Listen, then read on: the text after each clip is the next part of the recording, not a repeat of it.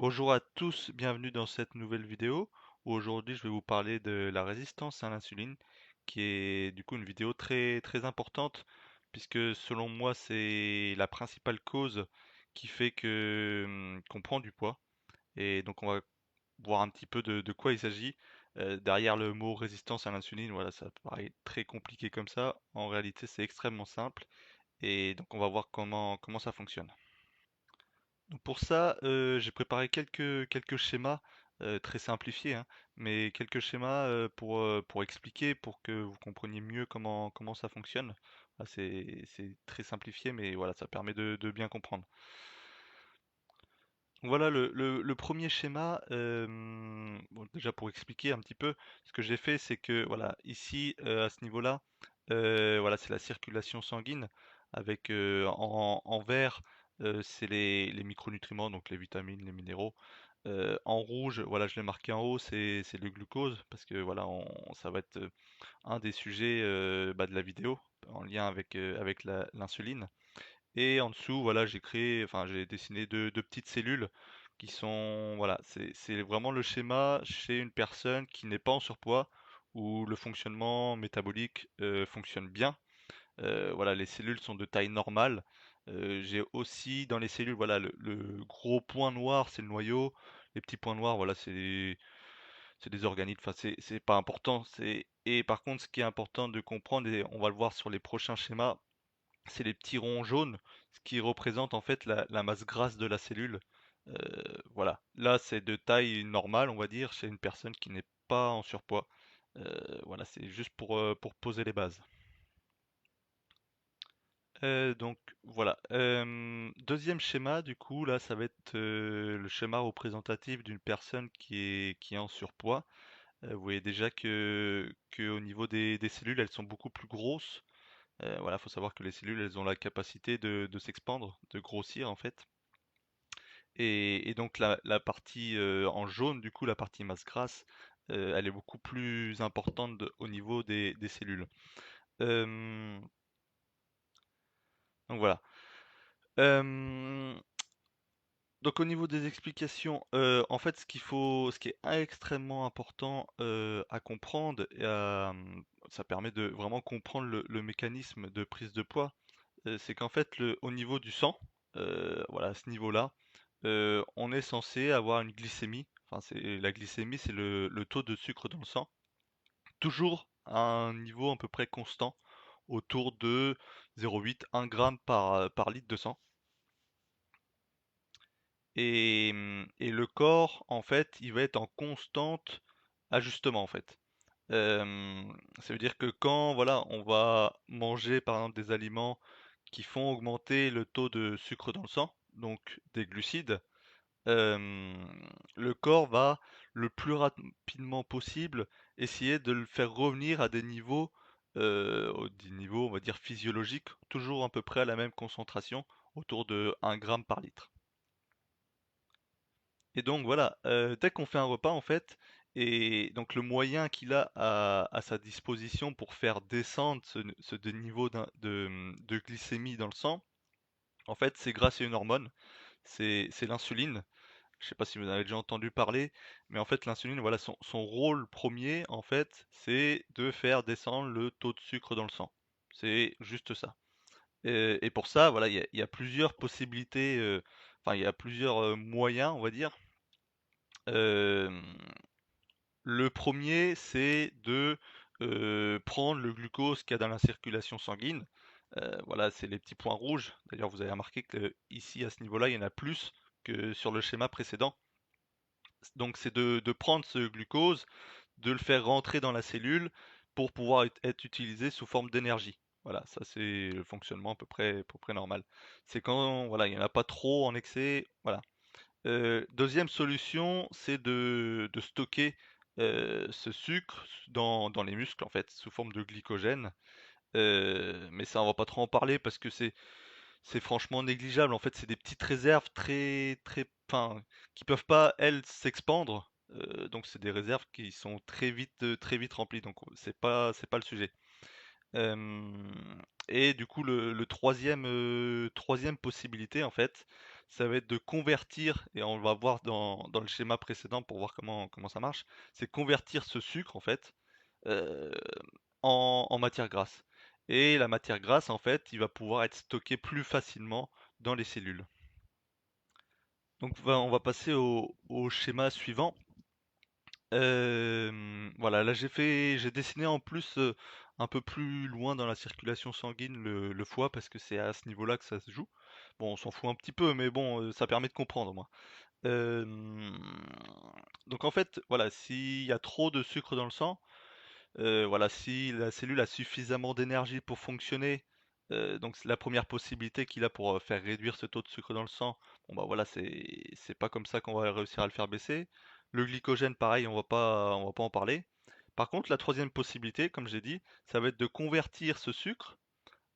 En fait, ça va être le rôle du foie. Il va prendre le sucre et en fait, il va le convertir en triglycérides. Bon, ce qu'on voit à la prise de sang généralement. Et du coup, sous forme en fait, de matière grasse. Et c'est donc ces matières grasses, là je l'ai représenté sur le schéma avec les petits ronds jaunes, euh, qui vont être facilement stockés au niveau des cellules. Donc du coup, bah, au fur et à mesure du temps, au fur et à mesure des mois, des années, en fait, chaque cellule va grossir petit à petit en fait. Et donc là, voilà, c'est une des façons de le stocker, mais après, il va y avoir d'autres façons aussi.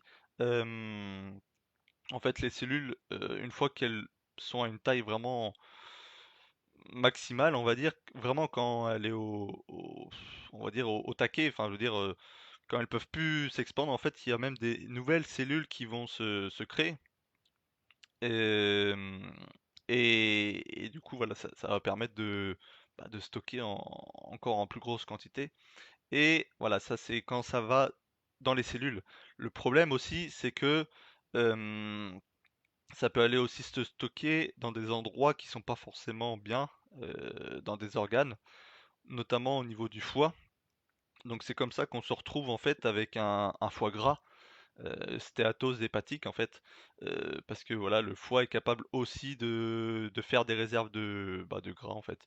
Tout simplement, votre corps va décider, enfin, elle va, comment dire, va choisir un petit peu là où, enfin, il va stocker là où c'est possible en fait, là où il y a de la place. Voilà, du coup, comme je le disais, il y aura des nouvelles cellules qui vont se créer petit à petit, voilà, et de plus en plus grosses au fur et à mesure du temps, au fur et à mesure des années. Voilà. Euh, et du coup, voilà, peut-être me dire pourquoi on parle de résistance à l'insuline? Du coup, pourquoi on dit que la résistance à l'insuline nous fait grossir, nous fait prendre du poids? En fait, voilà, comme je disais au début, c'est c'est mettre des mots compliqués sur des choses extrêmement simples. Euh, J'aime bien prendre cet exemple parce que je trouve ça assez parlant en fait. Imaginez par exemple un lundi matin à 8 heures dans le métro parisien par exemple. euh, Où les cellules représentent les rames du métro en fait. Euh, voilà, le métro il est bondé parce que c'est lundi, c'est 8 heures, c'est la reprise du boulot. Et en fait, les personnes qui sont à l'intérieur, en fait, c'est déjà l'énergie, c'est le glucose qui sont à l'intérieur des cellules. Et c'est comme si, voilà, vous continuez à manger toujours des glucides. Donc, c'est les personnes qui arrivent dans le métro et qui veulent prendre le métro. Euh, et du coup, c'est comme si ces personnes, en fait, elles veulent rentrer dans le métro alors qu'il n'y a plus de place. En fait, c'est le glucose. Du coup, les petits ronds rouges, en fait, c'est les personnes qui attendent de pouvoir rentrer dans le métro alors qu'il y a plus de place. Au bout d'un moment, en fait, c'est la résistance à l'insuline. J'aime bien l'expliquer comme ça. En fait, c'est l'incapacité de votre corps à maintenir la glycémie dans des taux, on va dire, normaux physiologiques. Pourquoi en fait il n'y arrive pas? Tout simplement parce qu'en fait les cellules, elles peuvent plus en absorber en fait. Elles peuvent plus. En fait, c'est juste un excès de glucides en fait. Hem, c'est rien d'autre en fait.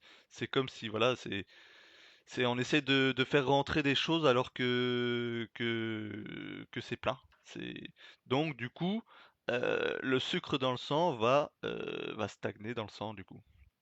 Et c'est comme ça que du coup, enfin, c'est en fait c'est pour ces raisons que en fait on va dire des hauts niveaux de glucose et du coup des hauts niveaux d'insuline dans le sang, c'est pas quelque chose de physiologique, c'est pas quelque chose que le corps accepte en fait.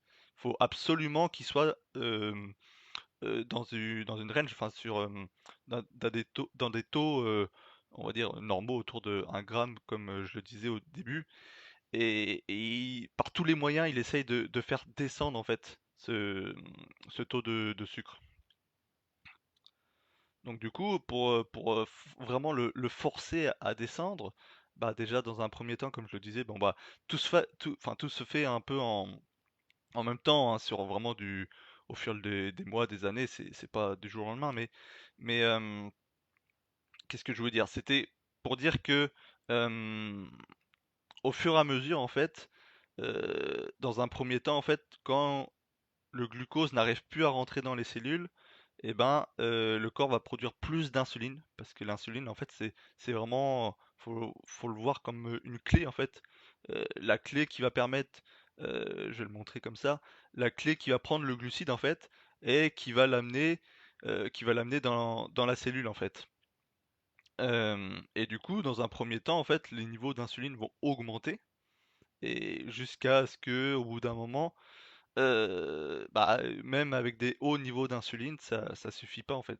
Tout simplement, c'est pas un problème d'insuline ou de quoi que ce soit, c'est juste un problème de la cellule est pleine et elle accepte plus rien en fait. Et, et voilà, elle résiste un petit peu à l'insuline, c'est pour ça qu'on voilà, on parle de résistance à l'insuline. Et quelque chose que j'aimerais bien aborder quand même, c'est voilà, on parle de prédiabète, on parle de diabète. En fait, c'est juste le stade d'après une résistance à l'insuline qui s'installe avec le temps. C'est-à-dire que le diabète, en fait, c'est quand on va mesurer la glycémie, c'est quand elle est trop élevée. Et pourquoi elle est trop élevée? Bah, tout simplement pour toutes les raisons que je viens d'expliquer. C'est l'excès de glucose qu'il y a dans le sang qui n'arrive plus à être stocké, qui n'arrive plus à rentrer dans les cellules et du coup qui stagne dans le sang. C'est juste un stade avancé et donc voilà, c'est aussi réversible. On va en parler un petit peu après comment inverser les choses. Mais un diabète de type 2 ou un prédiabète, c'est juste la conséquence, enfin c'est vraiment juste le stade d'après en fait. Donc voilà, voilà, je vous invite vraiment à prendre un petit peu de temps. Là, je vous parle, donne beaucoup d'informations. Surtout, n'hésitez pas à revenir en arrière s'il y a des choses qui vous ont échappé ou quoi que ce soit. Des fois, bah, faut répéter un petit peu pour bien comprendre le mécanisme. Des fois, voilà, moi, c'est assez logique pour moi. Du coup, je vais peut-être un petit peu vite ou tout ça, mais reprenez vraiment le temps de refaire la vidéo. C'est important de bien comprendre. Donc si voilà, mettez peut-être la vidéo sur pause. Voilà, je vais vous poser une question si vous voulez prendre un petit peu le temps de y réfléchir. Je pense que voilà, ça a été assez clair quand même. C'est du coup, qu'est-ce qui fait qu'on prend du poids? Voilà. Si vous voulez réfléchir, si déjà c'est logique pour vous, c'est déjà une bonne chose. Euh, En fait, c'est l'excès de glucose qui va faire prendre du poids et pas l'excès de gras, par exemple, alimentaire ou toutes ces choses-là. Le glucose, du coup, c'est issu de la digestion des glucides. Donc voilà, les glucides, on va pas rentrer dans les détails aujourd'hui parce que c'est pas le sujet de la vidéo, mais voilà, les glucides en général, ça aboutit à du glucose après la digestion. Donc voilà, c'est vraiment ça la cause première qui vous fait prendre du poids en fait. Donc déjà la première solution, si on veut arrêter déjà la prise de poids, bah, il faut déjà arrêter de consommer des glucides. Déjà, on va déjà stopper le processus de prise de poids. Et du coup, on va le voir juste après comment inverser les choses. Et c'est extrêmement simple en fait. C'est vraiment logique et plein de bon sens. Voilà. Le schéma d'après, du coup, vous remarquerez déjà que au niveau du glucose dans le sang, voilà, euh, il y en a beaucoup moins. En fait, qu'est-ce qui se passe, c'est que quand on réduit notre apport en glucose, eh ben, il va en avoir moins dans la circulation sanguine. C'est logique. Et c'est là toute la magie un petit peu. Enfin, voilà, c'est vraiment l'approche hormonale pour moi, qui prime devant l'approche calorique, devant d'autres approches. C'est que, voilà, il y a l'insuline d'un côté.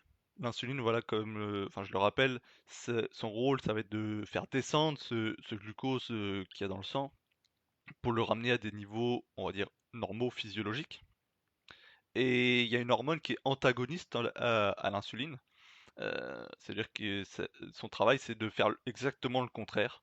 Au lieu de le faire descendre, bah, le glucagon, en fait, c'est cette hormone qui va permettre de faire augmenter le glucose dans le sang. Par exemple, quand on tombe trop bas, son rôle, en fait, ça va être de le faire augmenter. Et en fait, c'est le processus inverse. Euh, donc, par exemple, quand on coupe, voilà, les glucides de l'alimentation, on va se retrouver un petit peu dans des taux qui vont être plutôt à tendance basse, en fait. Et du coup, c'est là où un petit peu toute la magie opère, en fait, c'est que le processus que j'ai expliqué juste avant de prise de poids, de transformation du glucose en matière grasse et ensuite on va le stocker dans les cellules, bah il se passe l'exact procédé inverse. C'est-à-dire qu'on va prendre bah, nos réserves de gras, ils vont retourner dans la circulation sanguine et à travers le foie, en fait, euh, le foie va faire le travail inverse, il va convertir ces matières grasses en glucose. Du coup, pour maintenir une glycémie qui est toujours stable en fait. Faut pas que ça soit trop haut, mais faut pas que ça soit trop bas. Du coup, quand ça tombe trop bas, pouf, en fait, on va déstocker ce qu'on avait stocké avant et on va le retransformer en glucose pour maintenir une glycémie dans des taux normaux. Donc voilà. Euh, et du coup, encore un autre schéma euh, qui montre voilà ce qui se passe après un certain temps. Voilà, si on arrête les glucides et tout ça, vous verrez que entre le schéma juste avant là et ce schéma-là, en fait, les cellules deviennent beaucoup plus petites. Voilà, petit à petit, les cellules retrouvent des tailles normales. Voilà, parce qu'on déstocke au fur et à mesure. Pareil, le foie n'est plus gras. Les graisses et la graisse hépatique disparaît. Enfin, tout revient, tu veux dire, dans la norme.